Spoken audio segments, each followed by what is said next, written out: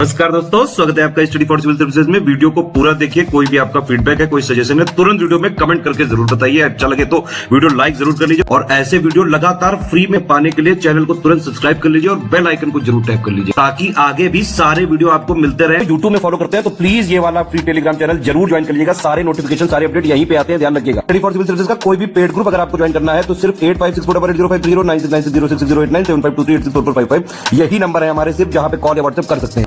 Instagram पे हमारा page जरूर फॉलो कर लीजिएगा, studyforcivil.services है। ट्विटर पे हमको जरूर फॉलो कर लीजिएगा, @studyforcivils है। सारे क्वेश्चन अटेम्प्ट करिए और स्कोर अपना तुरंत कमेंट करके बताइए।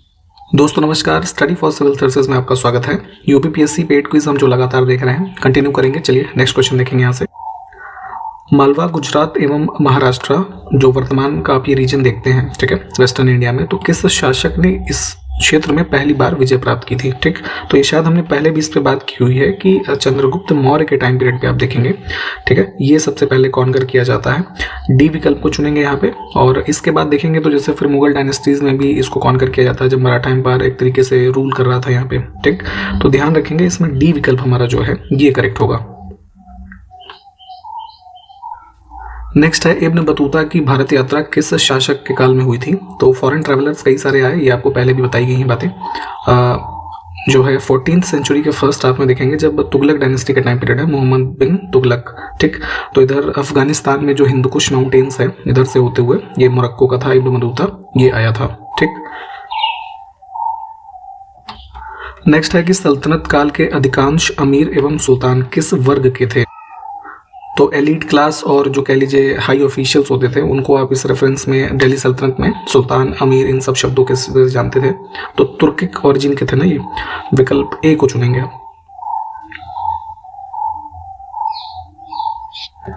नेक्स्ट देखिए कि महमूद गजनवी का दरबारी कवि या इतिहासकार कौन था? ठीक है, तो ये जो है फिरदौसी यहाँ पे सी विकल्प में देख रहे हैं, ठीक है, ये एसोसिएटेड था। और एक चीज़ ये ध्यान रखिएगा, एक पुस्तक है शाहनामा, ठीक है, जो कि लिखी गई थी फिरदौसी के द्वारा ही, ये पूछी जाती है अक्सर, तो इसको ध्यान रखेंगे। विकल्प इस सी हमारा जो है इसमें से ये करेक्ट होगा। इसमें देखिए सवाई राजा जयसिंह द्वारा प्रथम वेधशाला जंतर मंतर कहाँ स्थापित की गई? तो पहले भी हमने बताया है कि एस्ट्रोनॉमिकल ऑब्जर्वेटरीज जो है देखेंगे मध्यकाल में जो जयपुर के राजा थे जयसिंह, ठीक है, इन्होंने बनवाया था सबसे फर्स्ट जयपुर में। कुल इन्होंने 5 ये ऑब्जर्वेटरीज बनवाई थी, जिनको जंतर मंतर आप कहते हैं, जयपुर में। इसके अलावा दिल्ली में है, ठीक है, उज्जैन में, और ये बनारस में और मथुरा में, ठीक। तो जयपुर वाला फर्स्ट है, विकल्प ए को चुनेंगे। 1857 के विद्रोह के समय ब्रिटिश प्रधानमंत्री कौन था? ठीक है, तो ये देखेंगे यहाँ पे इस टाइम में इसके लेबर पार्टी से थे ये पामर्स्टन, विकल्प बी ये चुने गए थे। नेक्स्ट है नौजवान भारत सभा की स्थापना किसने की थी? तो फ्रीडम स्ट्रगल टाइम पीरियड में 1926 में, ठीक है, भगत सिंह के द्वारा इसकी स्थापना की गई थी और एक प्रकार का left wing type of organization था, ठीक है। मेन एम वही था इंडिपेंडेंस इनका भी प्राप्त करना। नेक्स्ट देखें भारत में न्यायिक संगठन की स्थापना किसने की थी? जुडिशियल ऑर्गेनाइजेशन के एक तरीके से प्रॉपर इस्टेब्लिशमेंट में जो सबसे बड़ा योगदान रहा, वॉरेन हेस्टिंग्स और लॉर्ड कॉर्नवालिस। देखेंगे तो 1770-72 के अराउंड ये सभी सबसे फर्स्ट टाइम अपने जो जुडिशियल प्लान्स थे इनके ये लेकर के आते हैं। बाद में जैसे आप जानते हैं कॉर्नवालिस कोड वगैरह आता है, तो यहीं से जो है एक प्रॉपर जुडिशियल ऑर्गेनाइजेशन इस्टेब्लिश होता है। तो हम बी को चुनेंगे। नेक्स्ट है स्वराज पार्टी का गठन किसकी विफलता के बाद किया गया था? ठीक है, तो इसमें हमारा करेक्ट हो जाएगा नॉन कॉपरेशन मूवमेंट, यहाँ पे चुनेंगे विकल्प ए को। इसमें ये भी जानते होंगे स्वराज पार्टी का गठन किया गया था किनके द्वारा? CR दास और मोतीलाल नेहरू 1923 में, ठीक। नेक्स्ट है बहिष्कृत भारत पत्रिका से संबंधित इसमें से कौन थे? तो एक प्रकार की जो है ये फोर्टनाइटली आती थी, है ना, मैगजीन बहिष्कृत भारत 1927 में स्टार्ट की गई थी भीमराव अम्बेडकर जी के द्वारा। आगे देखें भारतीय राष्ट्रीय कांग्रेस का लाहौर अधिवेशन कब हुआ था? तो हिस्टोरिक था इवेंट ये भी, पूर्ण स्वराज का जो रेजोल्यूशन यहाँ पे पास होता है, ठीक, 1929 दिसंबर में, ठीक। विकल्प बी को चुनेंगे। जरा ये बताइए इसका अध्यक्ष कौन था इस सेशन का? यहाँ पे देखिए बंगाल का एकीकरण किस वर्ष में संपन्न हुआ था, यूनिफिकेशन ऑफ बंगाल। तो आपको पता है कि 1905 में लॉर्ड कर्जन के द्वारा बंगाल का पार्टीशन किया गया, ठीक है। उसके बाद स्वदेशी मूवमेंट वगैरह आप पढ़ते हैं। बाद में फिर चल करके दिसंबर 1911 में, है ना, किंग जॉर्ज फिफ्थ जो है दिल्ली दरबार में अनाउंस करते हैं कि फिर से जो है बंगाल को जो ईस्ट और वेस्ट में पार्टीशन किया गया था उसको यूनिफाई किया जाएगा, ठीक है। तो अब यहाँ पे वैसे अगर 1911 आपको ऑप्शन में मिले तो वो ही लगाना है, फिर यहाँ पे है नहीं तो 1912 वाला जो है इसको हम चूज कर लेंगे। तो फिलहाल इसको कंफ्यूजन मत रखिएगा, ध्यान रखेंगे। नेक्स्ट है कि निम्नलिखित में से किस प्रदेश में सर्वाधिक अनुसूचित जनजाति हैं, ठीक है। शेड्यूल्ड ट्राइब्स की बात हो रही है तो देखेंगे नेशन के कंपैरिजन में सबसे ज़्यादा जो शेड्यूल्ड ट्राइब्स पाई जाती हैं लगभग मोर देन 14% मध्य प्रदेश में है ये, ठीक, इसको ध्यान रखेंगे। अगला है ब्राइट्स रोग शरीर के किस भाग को प्रभावित करता है, ठीक है। शरीर के किस अंग को प्रभावित करता है ये कह सकते हैं। तो ये बेसिकली एक डिजीज होती है जो आपकी किडनी से संबंधित है, ठीक है। इन्फ्लेमेशन ऑफ किडनी ये इसका बेसिक सिम्टम होता है। विकल्प ए को चुनेंगे। नेक्स्ट है मानव शरीर में क्रोमोसोम की संख्या कितनी होती है। तो क्रोमोसोम्स आप जानते हैं कि 23 पेयर होता है, तो टोटल कितने हो गए 46, ठीक। नेक्स्ट है थारू लोगों का निवास कहाँ पे है। तो थारू एक ट्राइब है, शेड्यूल ट्राइब। देखेंगे तो जो हिमालयन फुटहिल्स है, तराई रीजन बेसिकली, तो देखेंगे साउदर्न नेपाल का हिस्सा जो है और इधर जो उत्तर प्रदेश के मुख्य रूप से जेल लगते हैं हिमालयन बेल्ट से, उनमें इनका निवास है, ठीक। विकल्प बी को चुनेंगे। आगे देखिए थोड़ा पुराना सा मिशन है मैगलन, है ना। तो मैगलन अंतरिक्षयान किस ग्रह हेतु भेजा गया था। तो इसको भेजा था यूएस ने अराउंड जो है 1989 में, ठीक। ग्रेविटेशनल फील्ड्स जो है उसको ऑब्जर्व करना किस ग्रह का, वीनस, डी विकल्प को चुनेंगे।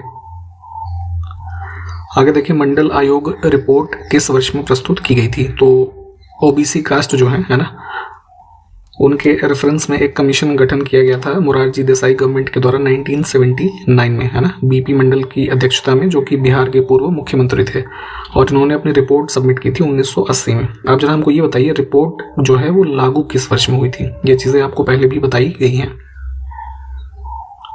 आगे देखिए राष्ट्रीय ग्रामीण विकास संस्थान कहाँ पे स्थित है। तो national institute of rural development and Panchayati Raj, ये पूरा नाम है इसका। भारत सरकार की जो मिनिस्ट्री ऑफ रूरल डेवलपमेंट है उसके अंतर्गत कार्यरत एक संस्थान है, हैदराबाद तेलंगाना में।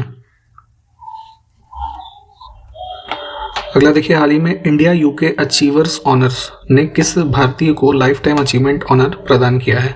तो यहाँ पे देखेंगे इंडिया यूके अचीवर्स ऑनर्स एक समूह है ना, यूके बेस्ड, जो रिप्रेजेंट करता है इंडियन ओरिजिन के जो स्टूडेंट्स यूके में हैं उनको। तो उनके द्वारा भी रिसेंटली यहाँ पे ये अवार्ड एक इस समूह के द्वारा अवार्ड दिया गया है लाइफ टाइम अचीवमेंट ऑनर हमारे पूर्व प्रधानमंत्री डॉक्टर मनमोहन सिंह को, ठीक। इसमें देखिए हाल ही में स्पेन के राजदूत जोस मारिया रिडाओ, ठीक, ये एम्बेसडर हैं स्पेन की इंडिया के लिए। तो इन्होंने किस देश को 2025 में मैड्रिड अंतर्राष्ट्रीय पुस्तक मेला, है ना, स्पेन मैड्रिड जो है यहाँ पे पुस्तक मेला अंतर्राष्ट्रीय आयोजित होगा, तो उसमें थीम कंट्री के रूप में किसको आमंत्रित किया है, इसको मतलब अनाउंस किया है। तो इंडिया जो है थीम कंट्री होगा। और ये ध्यान रखेंगे कि 2025 का जो आपका इंटरनेशनल बुक फेयर हो रहा है वो मैड्रिड में हो रहा है, स्पेन में, ठीक। तो ये चीज़ इंपॉर्टेंट है, विकल्प ए। 2 से 14 फरवरी 2023 तक समता कुंभ किस राज्य में आयोजित किया गया, ये बताना है। तो आपको याद होना चाहिए 2022 में तेलंगाना में ये लगाया गया था ना, रामानुजाचार्य की एक प्रतिमा, स्टैचू ऑफ इक्वालिटी, ठीक, ये आपको याद होगा। तो वहीं पे जो है ये आयोजित किया जा रहा है समता कुंभ, क्योंकि जो है आप जानते हैं भक्ति आंदोलन से संबंधित है ये, और जो कह लीजिए समानता और इक्वालिटी की दिशा में इन्होंने कार्य किया। तो उसी को यहाँ पे जो ये प्रतिमा लगी थी, तो 1 वर्ष पूरा होने के अवसर पर ये समता कुंभ का आयोजन किया गया है, ये ध्यान रखेंगे। नेक्स्ट है कि 30 जनवरी 2023 को 46वें अंतर्राष्ट्रीय कोलकाता पुस्तक मेला, है ना, मेला होना चाहिए, ये वर्ड यहाँ पे मिसिंग है, कोई नहीं। तो इसका उद्घाटन किसने किया है। तो ये ध्यान रखेंगे इंटरनेशनल कोलकाता बुक फेयर भी ऑर्गेनाइज होता है प्रतिवर्ष। तो 46th एडिशन इस बार किया गया है जनवरी 2023, है ना, 30 तारीख को। और वहाँ के चीफ मिनिस्टर जो है ममता बनर्जी, इन्होंने इनॉग्रेट किया है। आगे देखें हाल ही में टाटा स्टील मास्टर्स 2023 का खिताब किस खिलाड़ी ने जीता है। तो टाटा स्टील मास्टर्स और ये जो टाटा समूह है इनके द्वारा आयोजित किया जाने वाला एक चेस का टूर्नामेंट है, ठीक। और इसमें ये अनीश गिरी जो जीते हैं, ये इंडिया के नहीं, एक डच प्लेयर है, तो ये ध्यान रखिएगा, इन्होंने जीता है। हाल ही में मैनुएला रोका बोटे किस देश की पहली महिला प्रधानमंत्री बनी है? तो इसमें ये चीज़ ध्यान रखिएगा, जैसे कोई भी महिला फर्स्ट टाइम किसी पोस्ट पे अपॉइंट हो और स्पेशली महिला है तो इस वजह से ये न्यूज़ इंपॉर्टेंट हो जाती है। तो इक्वेटोरियल गिनी जो है इसमें अपॉइंट हुई है ये, तो नाम ध्यान रखिएगा, आने में जो है एग्जाम्स में काफ़ी संभावना है इस क्वेश्चन की। नेक्स्ट है हाल ही में it's time for wetlands restoration, है ना, ये थीम है किसका? विश्व आर्द्रभूमि दिवस, वर्ल्ड वेटलैंड डे। तो ये कब मनाया गया? तो ये होता है 2 फरवरी को। ठीक, थीम ध्यान रखिएगा, थीम इंपॉर्टेंट है। और जरा आप ये बताइए भारत में इसमें कुल कितने रामसर साइट्स हैं, है ना, इनकी संख्या बताइए जरा। नेक्स्ट है हाल ही में अडानी समूह ने किस देश के हाइफा बंदरगाह का 1.2 अरब डॉलर में अधिग्रहण कर लिया है? तो ध्यान रखेंगे स्ट्रेटेजिक एक डील थी ये भी, इजरायली पोर्ट है हाइफा। ठीक, अडानी समूह ने इसका एक्वायर किया है, विकल्प सी। नेक्स्ट है बजट 2023-24 अभी हाल ही में प्रस्तुत किया गया, तो उसमें रक्षा क्षेत्र यानी कि डिफेंस के लिए जो है कुल कितने लाख करोड़ रुपए आवंटित किए गए हैं? तो डिफेंस में हम देखेंगे विश्व में तीसरे सबसे ज़्यादा जो है ऐसे कंट्री हैं जो सबसे ज़्यादा एक्सपेंडिचर करते हैं। तो हमारा कुल एक्सपेंडिचर है डिफेंस के लिए 5.94 लाख करोड़ इस वाले बजट में, और पिछले बजट से लगभग ये 13% जो है इंक्रीज किया गया है। ठीक, अमाउंट ध्यान रखिएगा, इंपॉर्टेंट है। केंद्रीय बजट 2023-24 में पीएम आवास योजना के लिए कितने करोड़ रुपए आवंटित किया गया है? तो देखिए बजटरी एलोकेशन जितने भी हैं ये पूरी लिस्ट प्लीज पढ़िएगा, ये जो फिगर्स होते हैं ये इंपॉर्टेंट होते हैं। तो इसमें 2 सेगमेंट है, एक अर्बन एक रूरल। तो अर्बन वाले में जो है लगभग 25,000 करोड़ और रूरल वाले में लगभग 54। तो ये कुल मिलाकर के 79,000 करोड़ रुपए बन रहा है, विकल्प सी।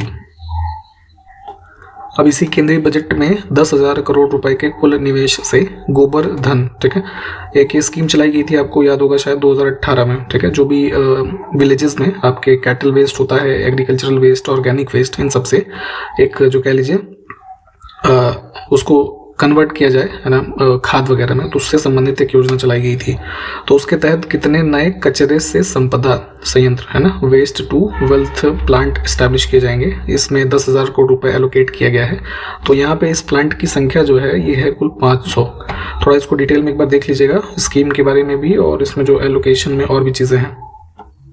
नेक्स्ट है कि बजट 2023-24 के अनुसार राजकोषीय घाटा वर्ष 2023-24 में जीडीपी का कितने प्रतिशत रहने का अनुमान है? तो यहाँ पे जो फिस्कल डेफिसिट का टारगेट है एक्सपेक्टेड 5.9% है। नेक्स्ट है किस शहर में 13 से 15 फरवरी, है ना, 2023 को G20 के डिजिटल अर्थव्यवस्था कार्य समूह की पहली बैठक आयोजित होगी? तो G20 वाली हम देखिए कई सारी बैठकें ऑलरेडी पहले देख चुके हैं, है ना, ये देखते चलिएगा जब तक फाइनल मीटिंग्स नहीं हो जाती। तो यहाँ पे ये जो डिजिटल मीटिंग हुई है ना, ये हुई थी लखनऊ में, विकल्प बी। हाल ही में किस राज्य सरकार ने vision for all school eye health program, ये पूरा एक प्रोग्राम का नाम है, इसको लॉन्च किया है? तो ये जो है गोवा की सरकार ने लॉन्च किया है। इसमें लगभग 2000 टीचर्स को कुछ बेसिक विजुअल टेस्ट जो है उसमें ट्रेन किया जाएगा। थोड़ा इसके बारे में डिटेल में एक बार देख लीजिएगा, सी विकल्प को हम चुनेंगे। हाल ही में Gujarat ports infrastructure company limited, है ना, एक ये कंपनी है गुजरात पोर्ट्स इंफ्रास्ट्रक्चर, तो इन्होंने डेवलप किया है गुजरात मैरीटाइम क्लस्टर। तो इसका पहला सीईओ ने नियुक्त किया गया है माधवेंद्र सिंह को, विकल्प बी जो है ये करेक्ट हो जाएगा। बेसिकली इसमें गुजरात मैरीटाइम क्लस्टर जो है ये इंटरनेशनल स्टैंडर्ड्स की जो मैरीटाइम सर्विसेज हैं उसको एक हब के रूप में डेवलप किया गया है इसी गुजरात मैरीटाइम क्लस्टर में। थोड़ा डिटेल में इसको भी देखिएगा, तो उसी के बारे में यहाँ पे ये पूछा गया था, विकल्प हम जो है बी को चुनेंगे। ठीक, आगे देखिए महाराष्ट्र के मुख्यमंत्री एकनाथ शिंदे ने जय जय महाराष्ट्र माझा, है ना, ये बोल है किसके, एक राज्य गीत लिखा गया है, तो उसको अडॉप्ट किया गया है स्टेट कह लीजिए सॉन्ग के रूप में महाराष्ट्र में, है ना, इसको डिक्लेयर किया है अभी इनकी कैबिनेट ने। तो वही पूछा जा रहा था, और इसके लेखक हैं राजा बधे। ठीक, अच्छा एक चीज़ ये ध्यान दीजिएगा, भारत में कुछ ऐसे राज्य हैं जिन्होंने खुद के स्टेट सॉन्ग्स जो हैं वो अडॉप्ट किए हुए हैं। इसकी लिस्ट चाहे तो एक बार देख लीजिएगा इसी रेफरेंस में, और ये जरा बताइए कि क्या उत्तर प्रदेश का कोई स्टेट सॉन्ग है या नहीं है।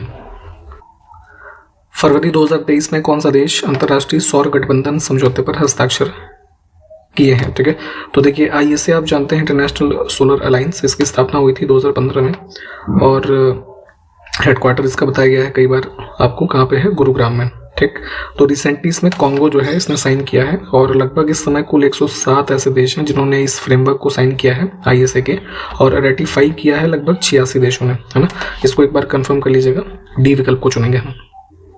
इसमें देखिए हाल ही में प्रकाशित पुस्तक the last heroes foot soldiers of Indian freedom किसने लिखी है? तो फेमस राइटर है पी साईनाथ, है ना। रोमन मैग्सेसे अवार्ड भी इनको मिला हुआ है। इन्होंने एक पुस्तक लिखी है जिसमें लगभग 15 कुछ ऐसे साधारण, है ना, मेन एंड वुमेन्स हैं जो कि स्पेशली उससे आपके ट्राइबल सोसाइटी से बिलोंग करते हैं और फ्रीडम स्ट्रगल टाइम पीरियड में इन्होंने जो है एक सिग्निफिकेंट कंट्रीब्यूशन दिया, उनके बारे में ही ये पुस्तक जो है लिखी गई है। ए को चुनेंगे और इस वीडियो को यहाँ पे हम समाप्त कर रहे हैं। जो क्वेश्चंस बताए गए हैं खास करके करंट अफेयर्स के, उनको प्लीज़ जो है नोट्स में से डिटेल में पढ़ते चलें। हम कंटिन्यू करेंगे नेक्स्ट वीडियो में। तब तक के लिए नमस्कार, जय हिंद।